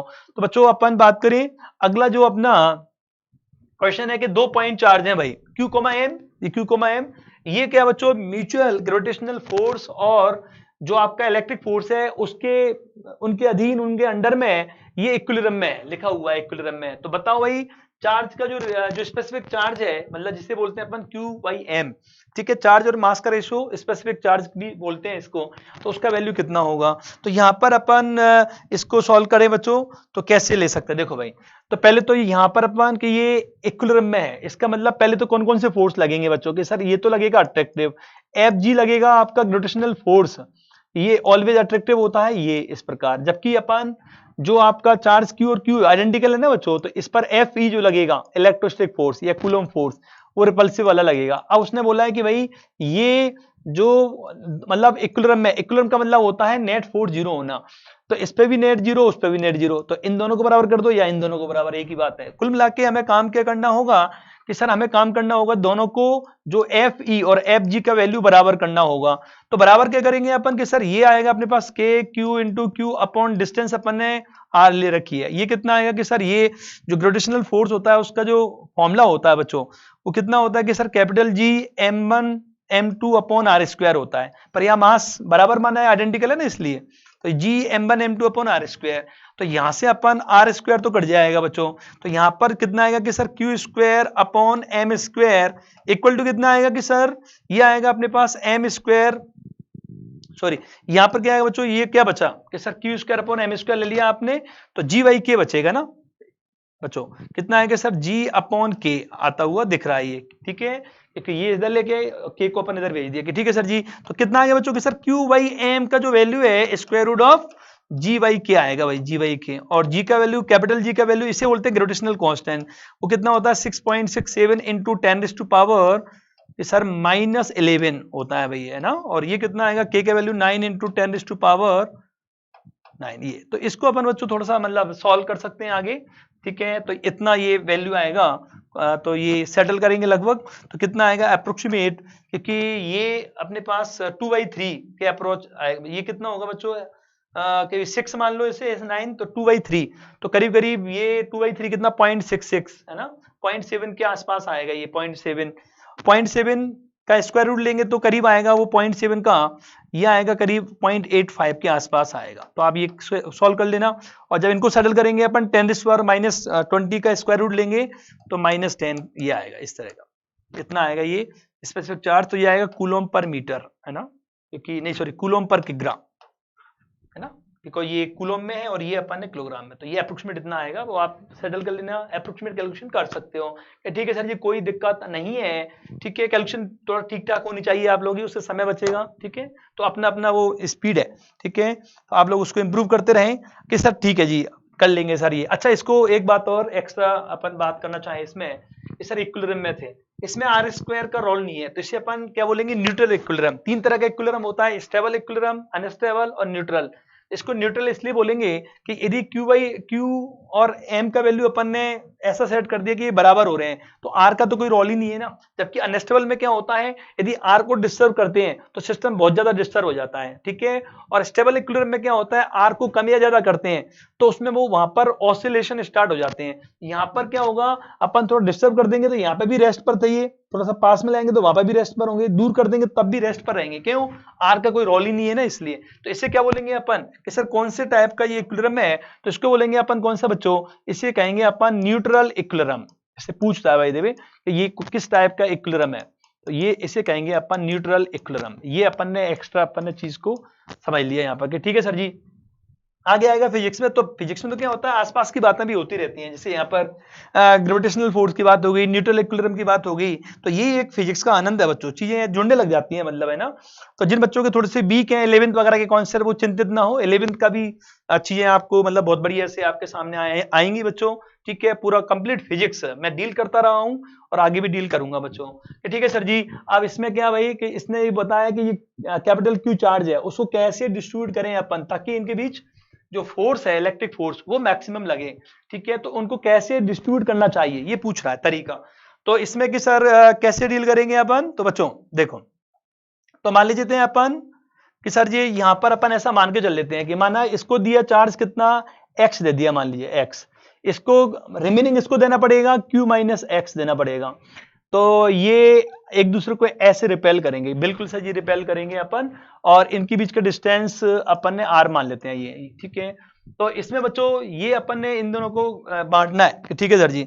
तो अब कैसे, एक जनरल कंडीशन मान लिया अपन ने, पर अपन ने इसको बांटने के तरीके, डिस्ट्रीब्यूट करने के तरीके बहुत सारे हो सकते हैं कि सर ये इसको Q/3 दे दिया, उसको 2Q/3 दे दिया, इसको Q/4, उसको 3Q/4, ठीक है। इसको 5%, उसको 95% दे दिया। तो मतलब कई तरीके हो सकते हैं, इनफाइनाइट वे हो सकते हैं। तो अपन एक जनरल लेके करते हैं इस तरह के सवालों को, क्योंकि हमें मालूम नहीं है कैसे बांटना है। तो इसको कौन पता लगाएगा, मैक्सिमम मिनिमम थ्योरी, अभी थोड़ी देर में क्लियर होगा। तो एक जनरल कंडीशन लेके अपन आगे बढ़ते हैं कि ठीक है सर जी, जनरल जो फोर्स लगेगा वो क्या लगेगा कि सर K, और पहले पर कितना चार्ज अपन ने x दिया, दूसरे को कितना दिया अपन ने, रिमेनिंग चार्ज Q - x दिया, और ये r²। तो इस तरह आ गया अपने पास। तो क्या लिख सकते हैं अपन, K/r², और यहां पर आएगा QX माइनस कितना आ गया बच्चों, x², ये आ गया। अब हमें मैक्सिमा फोर्स निकालना है, तो फोर मैक्सिमा या मैक्सिमम फोर्स कह सकते हैं अपन, फोर मैक्सिमा। तो मैक्सिमा के लिए क्या करेंगे बच्चों, तो मैक्सिमा के लिए हम लोग, क्योंकि हमें मालूम है यदि कोई एक इस तरह का डिपेंडेंट टर्म हो, ठीक है, एक्स पर, टाइम पर, और हमें दूसरी किसी क्वांटिटी का मैक्सिमम या मिनिमम वैल्यू फाइंड करना हो, तो वह मैक्सिमम मिनिमम थ्योरी लगती है। उसका रूल आसान सा है, ठीक है, जिसका अपन ने मैक्सिमम या मिनिमम वैल्यू निकालने, उसको डिफरेंशिएट करते हैं अपन वेरिएबल के रेस्पेक्ट में। तो यहाँ पर वेरिएबल क्वांटिटी क्या है, के कैपिटल की तो फिक्स है, एक्स ही यहाँ पर वेरिएबल है, ठीक है। तो अपन एक्स के रेस्पेक्ट में करेंगे बच्चों। तो यहाँ पर फोर मैक्सिमा क्या करना पड़ेगा कि सर आप बता रहे हो एफ का अपन जो डिफरेंशिएशन करेंगे एक्स के रेस्पेक्ट में, कितना आएगा भाई, जो कांस्टेंट है उसको साइड में ही। अब यहाँ एक्स का डिफरेंशिएशन क्यू एक्स का, तो q और x का x के रेस्पेक्ट में कितना होगा कि सर 1 होगा, x स्क्वायर का कितना होगा, पावर वाला रूल लगेगा, तो पावर आगे जाएगी और पावर में से एक कम हो जाएगा ये, ठीक है। तो इस प्रकार आ गया। अब इसको अपन क्या करते हैं बच्चों, क्योंकि यहाँ पर अपन इसको इक्वल टू 0 किया जाता है, तो इक्वल टू 0 करेंगे अपन, तो कितना आ गया कि सर q बराबर 2x आ गया, तो x बराबर कितना आ गया कि सर q/2। तो यहाँ तो एक ही रूट आ रहा है बच्चों, ये मतलब एक ही यहाँ पर सॉल्यूशन मिल रहा है। इसका मतलब इसी पर क्या होगा बच्चों, इसी पर आपका जो डिजायर्ड आपका मैक्सिमा या मिनिमा होगा। तो यहाँ पर मैक्सिमा का क्वेश्चन तो मैक्सिमा डेफिनेटली इसी पॉइंट पर होगा, ठीक है। जब ये मोर देन मतलब अपन ने मोर देन 1 रूट मिलते हैं अपन ने, ठीक है, तब अपन ने सेकंड जो स्टेप होती है चेक करना पड़ता है अपन ने कि किस पर मैक्सिमम होगा और किस पर मिनिमम होगा। पर यहाँ एक ही रूट मिल रहा है, तो इसी पर क्या होगा बच्चों के सर, इसी पर आपका मैक्सिमम। इसका मतलब क्या होगा, दोनों को बराबर बराबर बांटना चाहिए। x का वैल्यू q/2 आया, तो q माइनस q/2 भी q/2 आएगा। इसका मतलब दोनों को इक्वली चार्जेस को डिस्ट्रीब्यूट करना चाहिए। बहुत फंडामेंटल एग्जांपल है, कई एग्जामों में आया हुआ है पहले, तो इसको आप चेक भी कर सकते हो बच्चों। जैसे अपन बात करें, जैसे इसका ग्राफ बनाओगे आप बच्चों, इसका ग्राफ बनाए अपन, चेक करें तो इसका ग्राफ कुछ इस तरह का आएगा। देखो ये जैसे अपन बात करें और ये इसका ग्राफ ऐसे आएगा फोर्स का, मतलब फोर्स को यहाँ लूं मैं और एक्स को यहाँ लूं, तो इसका ग्राफ इस तरह का आएगा ये इसका, क्योंकि ये देखो ना, ये F Q x minus x square, ये तो कांस्टेंट है, तो ये एक्स पर पावर 2 है, एफ पर 1 है। तो जब एक वेरिएबल पर पावर 2 होती है, दूसरे पर 1 होती है, तो इस तरह का जो रिलेशन होता है पैराबोला, और यहाँ माइनस लगा हुआ है तो ये इन्वर्टेड पैराबोला आएगा, ठीक है बच्चों। तो ये थोड़ा शिफ्टेड पैराबोला है, क्योंकि यहाँ पर ये एक टर्म और मौजूद है, वो अपन ग्राफ थ्योरी में डिस्कस करेंगे बच्चों। आपको मैथमेटिकल टूल्स भी सब कुछ मैं ही कराऊंगा, तो आपको कई सारे लेक्चर्स हमारे यूट्यूब चैनल पर मिल जाएंगे आपको, चाहे वो मैक्सिमम मिनिमम वाला हो इसका, है ना, और चाहे आपकी पूरा डिफरेंशिएशन कैसे किया जाता है, पूरा चेन रूल वगैरह मैंने पूरा क्लियर कर रखा है, तो आप उसको देख सकते हैं, ठीक है। 11th के जो अपनी लाइब्रेरी है, ठीक है, प्लेलिस्ट है, उसमें जाके कि ठीक है सर जी कोई दिक्कत नहीं है। तो यहाँ पर आप चेक करोगे तो एक ग्राफ ऐसा आएगा, तो ये q/2 पर ही फोर्स मैक्सिमम आएगा बच्चों, ये 0, और ये q पर यहाँ आएगा, तो आप देख सकते हो, ठीक है। x का वैल्यू q पुट करो इसमें आप, तो ये 0 हो जाएगा, 0 पुट करेंगे तब भी ये 0 ही आएगा, और q/2 पर मैक्सिमम आएगा, ये बात तय है। आप कोई और भी x का वैल्यू कोई और भी लोगे, जैसे मान लीजिए x का वैल्यू q/3, ठीक है, तो ये इसकी जो वैल्यू आएगी ना वो कम आएगी थोड़ी सी, या q/4 लोगे तब भी कम आएगी। मैक्सिमम जो हाइट मिलेगी ना आपको बच्चों q/2 पर मिलेगी। इसका मतलब कोई चार्ज यदि दो न्यूट्रल स्फीयर है ना, और कोई चार्ज को आपको इस तरह बांटना है कि उनके बीच जो रिपल्सन फोर्स मैक्सिमम लगे, तो आपको बराबर बांटना चाहिए, ये इसका मतलब है कि ठीक है सर जी आसान सी चीज है, आपने समझा दी। अब अपन बात करते हैं बच्चों आगे के और एग्जाम्पल्स पर, कि सर एक जो चार्ज पार्टिकल है -q, रिवॉल्व हो रहा है बच्चों किसके अराउंड ए फिक्स चार्ज, एक फिक्स चार्ज के अराउंड आपका घूम रहा है, मतलब वो तो रेडियस कितनी है आर है, जिस सर्किल पर वो घूम रहा है, तो आपको क्या पता लगाना है, चार्ज पार्टिकल की स्पीड, एंगुलर मोमेंटम फाइंड करना है जो पार्टिकल घूम रहा है। तो कैसे क्या करेंगे, तो पहले देखते हैं, पहले डायग्राम मैं यहाँ बना के लेके आया हूँ कि ठीक है सर जी ये घूम रहा है, मतलब इस तरह का है ना, -q, अब अपन बात करते हैं कि सर जी इसमें क्या कुछ रहेगा। देखो भाई ये घूम रहा है, अब घूमने की वजह से इसके मतलब इन्फ्लुएंस में घूम रहा है इलेक्ट्रिक फोर्स में, तो ये अपन इसको फोर्स बैलेंसिंग समझाता हूं पहले आप लोगों को कि सर कैसे। देखो तो यहाँ पर फोर्स बैलेंसिंग में अपन ये कर सकते हैं भाई, पहले तो क्या होगा, इधर लगा सकते हैं अपन सेंट्रीफ्यूगल फोर्स, क्योंकि कोई भी चीज यदि घूमती है एक सर्कुलर पाथ पर, तो उस पर सेंट्रीफ्यूगल फोर्स बाहर की तरफ लगता है, तो रिंग फोर्स, ये कितना होगा सर mv²/r आएगा, और ये कितना है बच्चों, ये इसको की तरफ खींचेगा तो इलेक्ट्रिक फोर्स लगेगा, ये अपन Fe दिखाते हैं। तो दोनों बराबर होंगे ना यार, ये तभी तो घूम पा रहा है ये, अदरवाइज ये एक तरह से ये इक्विलिब्रियम मतलब ये रेडियस चेंज होता, अदरवाइज ये दोनों बैलेंस नहीं होंगे। तो इसको अपन ने एज ए सेंट्रीफ्यूगल माना है, मैं ये मान रहा हूं अपना ऑब्जर्वर इस रोटेटिंग पार्टिकल के साथ है, तो यहाँ पर अपन स्यूडो इस्तेमाल किया है अपन ने, स्यूडो फोर्स और इलेक्ट्रिक फोर्स इन दोनों के बीच। इलेक्ट्रॉन भी ऐसे ही घूमता है, उसमें भी अपन ऐसे एक्सप्लेन कर सकते हैं। तो यहाँ पर अपन देखते हैं, तो इसका मतलब यहाँ पर अपन ये कह सकते हैं कि जो Fe है वो सेंट्रीफ्यूगल फोर्स, ये सेंट्रीफ्यूगल फोर्स के बराबर कर दिया मैंने, सेंट्रीफ्यूगल फोर्स के बराबर। तो इस अप्रोच से थोड़ा सा आसान रहेगा इसलिए मैंने किया है। तो Fe कितना होगा कि सर K और चार्जेस का जो प्रोडक्ट आएगा, और अपॉन बच्चों कितना आएगा कि r², और यहाँ पर सेंट्रीफ्यूगल फोर्स कितना होता है mv²/r होता है, तो यहाँ से एक r कट जाएगा और यहाँ से अपन ने जैसे स्पीड पूछा था उसने, तो यहीं से अपना आंसर आ गया। तो स्पीड का फॉर्मूला क्या आ गया अपने पास, स्पीड v इक्वल टू कितना आ गया कि सर यहाँ से k capital Q into small q और ये m को इधर रेस्ट कर दिए mr का होल स्क्वायर रूट, तो ये अपना आंसर आ गया। तो ये अपना स्पीड का फॉर्मूला है। स्पीड किसके प्रोपोर्शनल टू होगी, तो v प्रोपोर्शनल टू क्या आ रहा है यहाँ पर 1 upon square root of r या r की पावर -1/2। इस तरह के मतलब ऑप्शंस बना सकता है स्पीड कैसे यहाँ पर होगा जिसकी वजह से घूम पाए। तो यहाँ पर स्पीड क्या होगा बच्चों, r की पावर -1/2 के प्रोपोर्शनल टू होगी ये। और कैसे एंगुलर मोमेंटम, तो एंगुलर मोमेंटम भी अपन यहाँ फाइंड कर सकते हैं भाई। पहले तो अपन स्पीड निकाल दिया, अब एंगुलर मोमेंटम। तो ये फिजिक्स में क्या है, सब चीजें रिलेट होती हैं। ये आपका रोटेशन से रिलेटेड आ गया एंगुलर मोमेंटम। तो एंगुलर मोमेंटम जो होता है ना बच्चों, एंगुलर मोमेंटम ये होता है आपका एल वेक्टर बराबर आर क्रॉस पी होता है वैसे तो, है ना। तो आर इधर है और पी मतलब एम बी इधर है, पी बराबर एम बी होता है ना ये। तो इसलिए वो क्या होगा, यहाँ पर अपन एल को आर इंटू पी लिख सकते हैं, आर क्रॉस पी। तो आर पी साइन 91 हो जाएगा, तो आर पी हो गया केवल, और p होता है एम बी, तो कितना हो जाएगा ओवरऑल एम बी आर।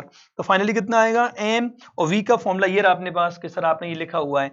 तो v कितना है अपने पास कि sir k into capital Q small q upon कितना है कि सर एम आर है, और यहाँ पर आगे r, तो ये रूट एम आर से एम आर कटेगा, तो ओवरऑल क्या जाएगा कि सर ये तो अपने पास k capital Q small q और एम आर, ये पूरा इस तरह का अपने पास फॉर्मूला आ गया बच्चों। तो यहाँ पर L प्रोपोर्शनल टू कितना आ रहा है अपने पास, स्क्वायर रूट ऑफ R आ रहा है, ये 1/√R ये इस तरह आएगा। तो ये सब छोटी छोटी चीजें हैं बच्चों, इनको क्लियर रखें आप, इनको रिलेट करना सीखेंगे। ठीक है सर जी, कोई दिक्कत नहीं है, आप और कराते जाइए सर, खूब सारा कवर करा दीजिए। तो अपन और एग्जाम्पल्स अपन लेके आए। अब यहाँ पर अपन से पूछा गया है बच्चों कि बता भाई इलेक्ट्रोस्टैटिक फोर्स बच्चों कितना लगेगा। एक रॉड बच्चों, रॉड का वजह से एक पॉइंट चार्ज है जो कि इस एंड से डी डिस्टेंस पर है, तो कितना फोर्स लगेगा। ठीक है,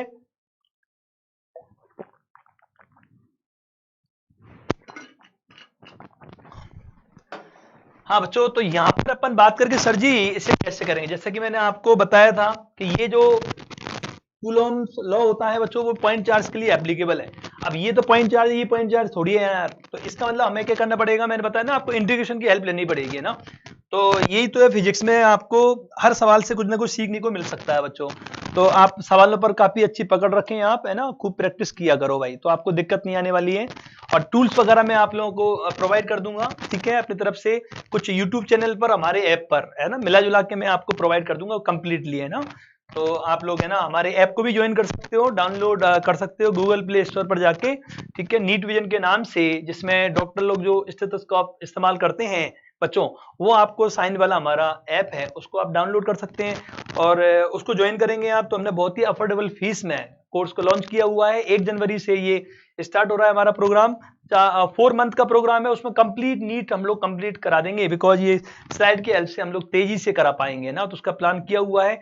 तो आप अपने वीक टॉपिक्स को इंप्रूव करके आप एक नीट के लिए बहुत अच्छा स्कोर कर सकते हो। जहां आप पढ़ रहे हो ऑफलाइन में वहां पढ़ते रहिए, बट इससे आपको एक अच्छा असिस्टेंट मिल जाएगा जिसमें आप अपने सपनों को साकार कर सकते हो। ठीक है, तो बीच में मैंने आपको अपडेट कर दिया सर, इसको एक्सप्लेन करो आप। तो कि सर जी इसमें कोई दिक्कत नहीं है, आप इसको अब समझाइए आगे। आपने बताया इंटीग्रेशन करना पड़ेगा, तो ऐसा करता हूं मैं, पहले तो मैं एक और मैंने डायग्राम बनाया हुआ है जिसमें मैं इंटीग्रेशन से समझाऊंगा। अब देखो बच्चों, यहाँ पर अपन ने मान लिया, क्योंकि अपन ने इसकी वजह से डायरेक्ट नहीं निकाल सकते, इंटीग्रेशन करना पड़ेगा। तो इंटीग्रेशन के लिए अपन क्या करते हैं, तो इंटीग्रेशन के लिए एक एलिमेंट लेना पड़ेगा मुझे, भाई इसकी वजह से कितना फोर्स लगेगा, तो इसके एक छोटे हिस्से की वजह से, इसको अपन एलिमेंट बोलते हैं बच्चों, एलिमेंट, ठीक है, छोटा सा पार्ट। माना इसका जो लेंथ है, टोटल लेंथ तो L है, इसके हिस्से में इस पार्ट का लेंथ dx मान लिया ये, ठीक है। तो इस पे भी, छोटे हिस्से पे भी पॉजिटिव चार्ज होगा, इस पे भी पॉजिटिव है, तो ये पॉजिटिव चार्ज इसको रिपेल करेगा। तो कितना अपन ने मान लिया कि सर उसे मान लेते हैं अपन df, है ना, थोड़ा सा फोर्स लग रहा है। तो df का वैल्यू कितना होगा कि सर ये हो जाएगा अपने पास df का वैल्यू बच्चों, तो df का वैल्यू कितना होगा, एक सेकेंड बच्चों, ये हाँ कि सर df का वैल्यू इतना इस प्रकार आ जाएगा बच्चों, df बराबर कितना आएगा कि सर k, और इस पर चार्ज कितना है dq into point charge q upon distance के, सर डिस्टेंस को कितना माने अपन x मान लेते हैं बच्चों, इसको यहां से यहां तक का जो डिस्टेंस है ये, इसको अपन x मान लेते हैं ये, ठीक है, थोड़ा सा पहले तक मान के चलें आप। ये यहाँ तक, ठीक है सर जी, कोई दिक्कत नहीं है। तो कितना आएगा ये k q1 q2 upon distance का स्क्वायर x का स्क्वायर आएगा। अब अपन बात करें df बराबर कितना आएगा dq, इस पर चार्ज कितना प्रेजेंट होगा। तो हमें मालूम है टोटल लेंथ l है और चार्ज कितना है रॉड पर q है, तो यूनिट लेंथ पर कितना होगा कि सर q बाई एल आएगा, इंटू dx करो बच्चों, ये इंटू q करो अपॉन एक्स स्क्वायर, तो ये आ गया। क्योंकि यूनिट लेंथ पर जो चार्ज है उसको अपने हिस्से की लेंथ से मल्टीप्लाई कर दो, तो ऑटोमेटिक इस हिस्से का जो चार्ज आ जाएगा अपने आप, ठीक है। कई बार ये मतलब तो ये एक तरीका होता है, कई बार मास भी निकालना होता है छोटे से हिस्से का, तब भी यही अप्रोच लगाते हैं, total mass upon total length और अपने हिस्से की लेंथ। तो यहाँ पर भी क्या किया गया है, total charge upon total length into length, तो वही यहाँ पर मैंने अप्लाई कर दिया ये। तो ये अपने जो छोटा सा पार्ट, ठीक है, जो डीएफ फोर्स लगा रहा है उसके इसमें पहले चार्ज कितना है, ठीक है, तो उससे थोड़े से चार्ज से तो ये थोड़ा सा फोर्स लग रहा है कि ठीक है सर जी। अब अपन क्या कर सकते हैं कि सर इंटीग्रेशन कर देते हैं अब, तो एफ नेट फोर्स निकालना है तो इंटीग्रेशन करना पड़ेगा डीएफ का। तो इंटीग्रेशन में क्या होता है, कांस्टेंट चीजों को एक तरफ कर देते हैं, तो ये कांस्टेंट ही है ये पूरा का पूरा, तो कितना है के capital Q into small Q upon L, ये तो ये कांस्टेंट हो गया। अब इंटीग्रेशन करेंगे अपन तो एक्स स्क्वायर को ऊपर ले जाएंगे तो एक्स की पावर -2 हो जाएगा इंटू डी एक्स हो जाएगा, ठीक है। और लिमिट की सर लिमिट कैसे डिसाइड होगी, आपने बच्चों यहाँ से डिस्टेंस x माना है तो आप फोर्स यहाँ से मिलना शुरू होगा आपको, भाई एलिमेंट तो आप यहाँ से लोगे ना, हवा में तो ले नहीं सकते हो, रॉड की वजह से फोर्स निकालना है, तो रॉड पर यहाँ से आप ये छोटे छोटे पार्ट लोगे, आप पहला पार्ट यहाँ पर ऐसे लेते जाओगे तो आप कहां तक दूर जा सकते हो, तो यहां से आप लेना शुरू करोगे डी डिस्टेंस से, x का मिनिमम वैल्यू d हो जाएगा और x बढ़ते बढ़ते कितना होगा, x बढ़ते बढ़ते मैक्सिमम यहां तक, तो ये मैक्सिमम कितना होगा l ये और d ये, तो कितना हो जाएगा कि सर l प्लस डी हो जाएगा। तो यहाँ पर लिमिट क्या आएगी, x का मिनिमम वैल्यू d होगा और मैक्सिमम वैल्यू कितना होगा कि सर आप बता रहे थे l प्लस डी, तो l प्लस डी ये हो गया कि लेंथ में और ये d जुड़ जाएगा इस वाले एलिमेंट के लिए, इस वाले पार्ट के लिए, और इस वाले के लिए केवल x बराबर d हो जाएगा, इसलिए लिमिट ये आएगी, लिमिट लगाना आना चाहिए। अब इसका इंटीग्रेशन करें अपन तो थोड़ा सा इधर कर देता हूं मैं, ठीक है, यहाँ पर कि सर ठीक है जी। अब कितना आएगा बच्चों इसमें, तो कि sir k capital Q into small q upon l आ गया, और x की पावर -2 का क्या होगा बच्चों कि सर ये x की पावर -2 प्लस 1 अपॉन -2 प्लस 1, और लिमिट क्या आएगी बच्चों कि सर लिमिट आ जाएगी यहाँ पर d से l प्लस d, ठीक है। और फाइनली कितना आएगा k capital Q small q upon l, और ये कितना आएगा कि सर इसको जब सॉल्व करेंगे 1 अपॉन x आएगा ये, ठीक है, और d से l प्लस डी की लिमिट आ रही है बच्चों ये इस प्रकार। तो यहां से अपन बात करें, अब अपन पहले पुट करेंगे क्या बच्चों कि सर पहले पुट करेंगे अपन यहाँ पर अपर लिमिट पुट करेंगे, तो अपर लिमिट पुट करेंगे तो क्या आएगा कि सर l प्लस डी आएगा ये, फिर बीच में माइनस आता है, और लोअर लिमिट पुट करेंगे तो कितना आएगा कि सर ये आएगा x की जगह लोअर लिमिट तो -1 अपॉन डी आएगा।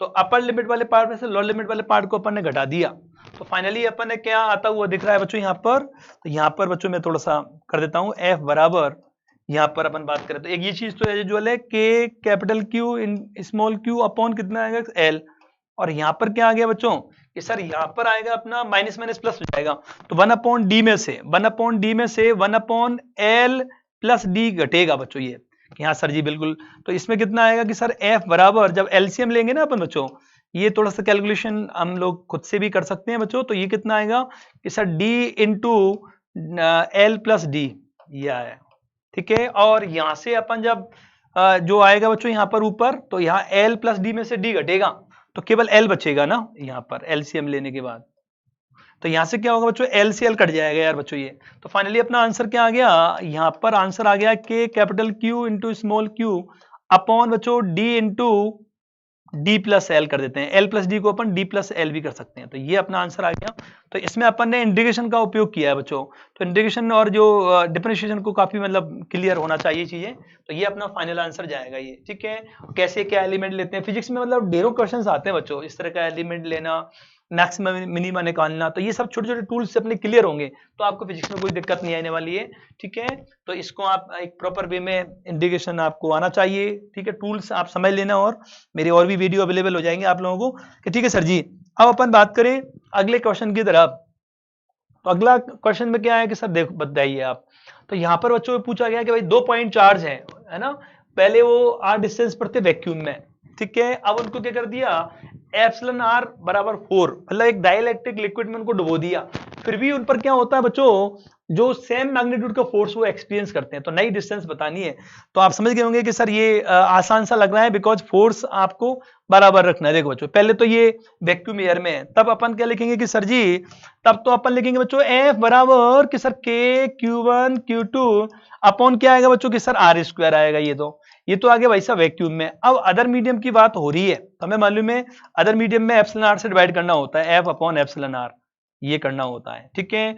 तो यहां पर क्या आएगा कि सर ये तो के Q1 Q2 upon are.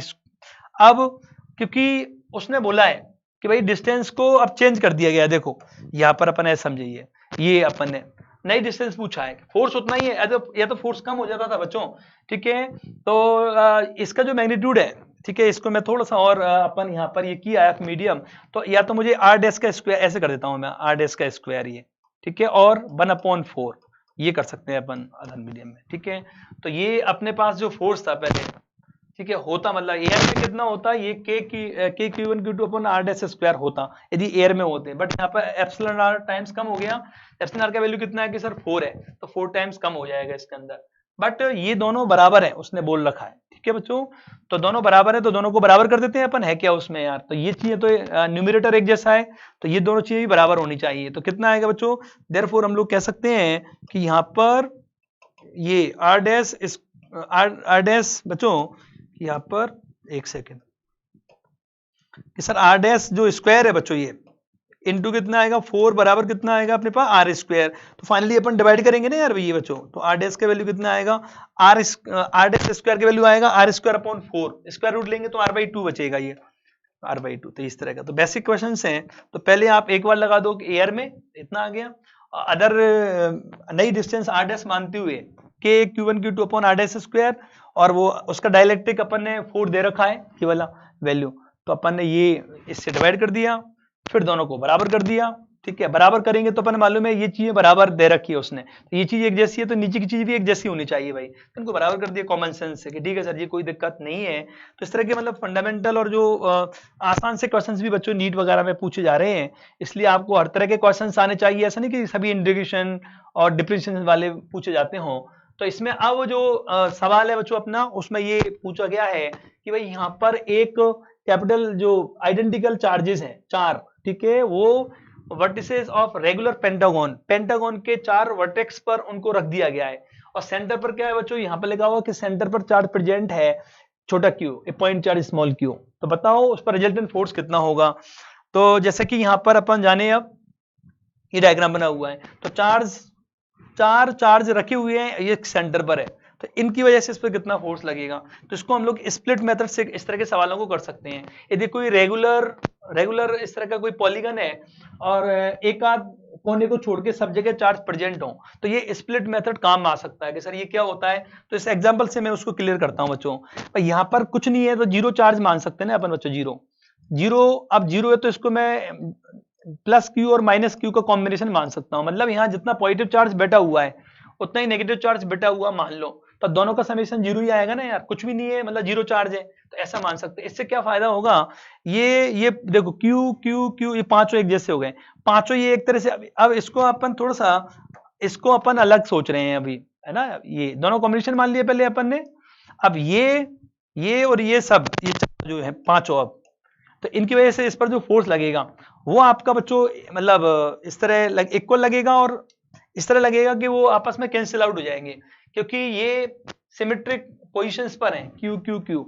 Symmetric position से जब कोई चारों तरफ से रिपेल करेगा तो उसमें फोर्स कैंसिल हो जाता है ना। जैसे स्क्वायर है, स्क्वायर के चारों कोने पर इक्वल चार्ज रखा हुआ, सेंटर पर कोई चार्ज रखा हुआ तो उस पर नेट फोर्स जीरो आएगा। ट्राइंगल है, ट्राइंगल के तीनों जो वर्टेक्स पर आप इक्वल चार्ज रख दो और सेंटर पर कोई और चार्ज रख दो तो उस पर भी नेट फोर्स जीरो आएगा, क्योंकि उसमें फोर्सेस का जो बीच जो एंगल आता है ना बच्चों, वो 360 डिग्री अपॉन एन आएगा उस केस में, ठीक है। तो वो आपस में रिपेल हो जाते हैं, इक्वल मैग्नीट्यूड के फोर्स, क्योंकि आप लोगों ने 11th क्लास में ये प्रॉपर्टी मैं आपको थोड़ा रिवाइज कर देता हूं। जैसे दो फोर्स हैं, मतलब ये एफ एफ, तो इनका रिजल्टेंट भी जीरो आएगा, मतलब ये पूरे एफ या तीन फोर्सेज हैं आपके, वो 120 पर लगेंगे तो भी जीरो आएगा ये, ठीक है बच्चों, एफ एफ ये तीन फोर्स लगेंगे। और यदि किसी पर चार फोर्स लगते हैं ऐसे 90 डिग्री पर, तो ये क्या होता है, इक्वल मैग्नेटिक फोर्स। यदि बच्चों एक दूसरे से बराबर एंगल बनाते हैं तो उनका जो रिजल्टेंट आएगा ना वो कितना आता है बच्चों, एफ नेट बराबर 0 आता है। ठीक है, एफ नेट बराबर 0, इनका रिजल्टेंट 0 आएगा। 120 पर है, ये 90 पर है। ऐसे ये जो पांचों की वजह से तो ये कितना आएगा, 360 डिग्री अपॉन 5, 72 डिग्री पर लगेंगे ये, तो आपस में कैंसिल हो जाएंगे। ठीक है, 3 की वजह से कितना आएगा, 360 डिग्री बटे 3 120, 2 है, 2 की वजह से 360 बटे 2 180 पर है, ये 180, ये 120, 3 से डिवाइड किया, ये 2 से डिवाइड किया, 4 से डिवाइड करेंगे तो कितना आएगा 90 डिग्री। तो यहां पर क्या होगा, इनकी वजह से जो फोर्स लगेगा वो आपका 72 डिग्री पर लगेगा, एक दूसरे से कैंसिल हो जाएंगे। तो इनका इफेक्ट तो गया, तो केवल इसका इफेक्ट बचेगा, तो ये इसको ऊपर की तरफ अट्रैक्ट करेगा बच्चों, ये इस वाला का लगेगा केवल, और इनका तो आपस में क्या हो जाएगा बच्चों, इनका तो आपस में कैंसिल आउट हो जाएंगे, ये वाले तो ये तो आपस में कोई काम नहीं करेंगे, आपस में इनका आपस में ये कैंसिल आउट हो गया, ये केवल इसका इफेक्ट रहेगा। ये तो कितना आ गया बच्चों ये, तो ये डिस्टेंस मान लीजिए एक्स है, मान लीजिए ये अपन क्या मान लेते हैं, एक्स डिस्टेंस मान लीजिए, दे रखी है ये सेंटर से डिस्टेंस, तो कितना आएगा बच्चों एफ नेट, इस केस में चलो ये बताया। अब यहाँ पर अपन बात करें बच्चों तो कितना आएगा बच्चों कि सर ये जाएगा अपने पास इसके लिए स्पेशली, तो यहाँ पर एफ क्यू जो आएगा तो के क्यू क्यू अपॉन कितना आएगा, ये डिस्टेंस मान लिया एक्स मान रखिए तो एक्स स्क्वायर ये जाएगा। ठीक है, तो इस केस में इसकी वजह से लगेगा, तो ये स्प्लिट मेथड है। ठीक है, काम में अपन ने कभी कभार आ सकता है, और भी अपन एग्जांपल लेंगे तब ये और बेहतर तरीके से क्लियर होगा बच्चों। तो आप लोग बच्चों ये आज का अपना जो जर्नी थी वो मुझे लगता है इतनी होनी चाहिए, क्योंकि अपन ने करीब 10 क्वेश्चंस अपन ने कर लिए हैं बच्चों। अच्छा, एक सवाल और है अभी, है ना, तो इसको भी अपन जाने कि सर इसमें क्या दे रखा है कि 2 identical point charge Q placed at R distance they experience F force. अब उनको पहले एयर में थे बच्चों, है ना, और फिर उनको आइडेंटिकल मेटेलिक स्फीयर्स पर उनको उस चार्ज को पटक दिया। एक बार पॉइंट चार्ज थे कैपिटल क्यू वाले, फिर बड़े जो स्पेरिकल स्फीयर्स हैं उनके ऊपर उस चार्ज को दे दिया गया है। ठीक है, तब नया फोर्स कितना होगा वो पूछा गया है। तो यहां पर दो कंडीशंस को कंपेयर किया गया है। देखो पहले तो ये था, तो तब तो कितना होगा कि सर इसमें तो कोई दिक्कत नहीं है, एफ बराबर कितना आएगा कि सर के क्यू क्यू अपॉन कितना आएगा भाई, मानना डिस्टेंस आ रही है तो ये आ गया, इसमें तो कोई दिक्कत नहीं है। अब क्योंकि इनको अपन क्या करने वाले हैं अब कि सर जी अब आप इनको स्पेयर्स को देने वाले हैं, तो ये स्पेयर्स को दे दिया अपन ने जैसे। ठीक है, अब पंगा क्या होगा, पंगा ये होगा कि जब स्पेयर्स को देंगे अपन तो चार्ज इसमें रिडिस्ट्रीब्यूट हो जाएगा, जैसे ये पॉजिटिव चार्ज थोड़ा दूर चला जाएगा ऐसे, ये ड्यू टू रिपल्सन, और इधर थोड़ा सा कम रह जाएगा ऐसे। तो ये ड्यू टू रिपल्सन, क्योंकि मेटेलिक स्फीयर पर चार्ज मूव कर सकता है बच्चों, वो पोलराइज ज्यादा होता है दूसरे चार्जेस से, तो आपस में इन दोनों एक दूसरे को प्रभावित कर दिया। तो अब सेंटर के बीच का डिस्टेंस तो चलो वो दे रखा है, डिस्टेंस तो उतना ही रखा था, जैसे ये आर है डिस्टेंस, अभी ये आर था, ये आर। ठीक है बच्चों, और ये भी अपन ने सेंटर्स के बीच का डिस्टेंस भी आर रखा है ये। बट अब यहां पंगा क्या होगा, क्योंकि यहां पर चार्ज थोड़े दूर चले गए हैं तो इफेक्टिव डिस्टेंस है ना थोड़ी ज्यादा आएगी आ रही है, ये इफेक्टिव डिस्टेंस है ना बच्चों, क्योंकि ये यूनिफॉर्मली चार्ज होते ही ऐसे फैला रहता चार्ज, तब तो अपन सेंटर के बीच का डिस्टेंस ले लेते हैं। मैंने आपको शुरुआत में बताया था कि कूलम लॉ स्फेरिकल से लिए लग सकता है, बट जो स्फीयर्स आपके यूनिफॉर्मली चार्ज होने चाहिए। अब इसमें तो पंगा क्या होगा, ये ड्यू टू क्योंकि वो जो आपका नॉन कंडक्टिंग स्फीयर उनको तो यूनिफॉर्मली चार्ज कर सकते हैं अपन। ठीक है, और ये जो मेटेलिक स्फीयर्स होते हैं उनमें क्या चार्ज कई बार ये इस तरह का म्यूचुअल फोर्सेस से रीडिस्ट्रीब्यूट हो जाता है ना, हट जाता है, ये पंगा है इसमें थोड़ा सा। तो ये डिस्टेंस जो है ना यार बच्चों वो थोड़ी बढ़ जाएगी, अब आर नहीं ले सकते आप, इसको अपन ने अवॉइड करना पड़ेगा इस केस में, बल्कि अपन ने आर इफेक्टिव का कॉन्सेप्ट यहां पर एक समझना पड़ेगा। इफेक्टिव डिस्टेंस थोड़ी बढ़ी हुई आएगी, तो इसका मतलब अब जो एफ डैश है वो क्या आएगा बच्चों कि सर एफ डैश, एक सेकंड बच्चों मैं थोड़ा सा दूसरा कलर इस्तेमाल करना चाहूंगा, तो कौन सा बच्चों कि सर ये कैसे नहीं आ रहा, हाँ अब आ गया बच्चों। तो ये कितना आएगा कि सर जी यहां पर बात करें अपन तो कितना आएगा के क्यू क्यू, और कितना है बच्चों सर के क्यू क्यू, और यहां पर बात करें अपन आर इफेक्टिव का स्क्वायर। तो ये आप समझ गए होंगे बच्चों कि जो डिस्टेंस है ना यार बच्चों, डिस्टेंस थोड़ा सा बढ़ गया है ना यार ये।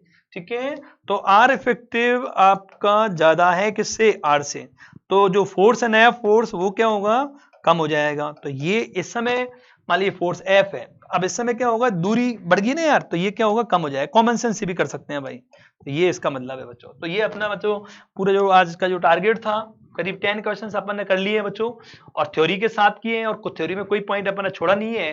ठीक है, तो अपन ने ये इसी तरह के इफेक्टिव वीडियोस हम लोग आप लोगों के सामने लेते आते रहेंगे। आप लोगों के लिए बहुत बहुत धन्यवाद, थैंक यू। आप अपना ख्याल रखिए, और जैसे कि लिखा हुआ है कि आप do hard work and be positive. ठीक है, तो अच्छे से मेहनत करते जाइए, मेहनत का फल हमेशा ईश्वर देता है बच्चों। ठीक है, और हमेशा पॉजिटिव रहिए, अपनी सोच पॉजिटिव रखिए, आसपास की जो नेगेटिविटी है उसको ना सुने आप, और पॉजिटिविटी लाइए आपको, है ना। तो धन्यवाद, अगले वीडियो लेक्चर में अपनी मुलाकात होगी, तब तक के लिए जय हिंद, जय भारत।